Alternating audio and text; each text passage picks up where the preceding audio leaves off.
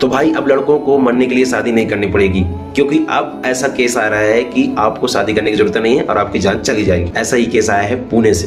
पुणे में एक केतन अग्रवाल नाम का व्यक्ति जिसकी उम्र 26 साल थी, उसकी मंगनी हो चुकी थी सिया गोयल से, और उनकी मंगनी के बाद शादी की प्लानिंग चल रही थी लास्ट 2 महीने से।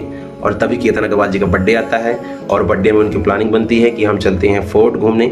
और वो फोर्ट में एक 350 से 400 फीट गहरी खाई होती है बाजू में, और वो खाई से वो एक्सीडेंटली गिर जाते हैं। बट वो एक्सीडेंटली हो ही नहीं सकता था, ऐसा पुलिस को शक हुआ। बाद में जांच पड़ताल हुई, पता चला कि सिया गोयल जो लड़की थी उसने उसका मर्डर प्लान किया था। उनकी चैट्स पुलिस के हाथ में लगी, तो उनके और उनके जो बॉयफ्रेंड थे, प्रीवियस बॉयफ्रेंड थे, उसके साथ उनकी पूरी हिस्ट्री, पूरी चैट्स में क्लियर हुआ कि इन्होंने इनका मर्डर प्लान किया था।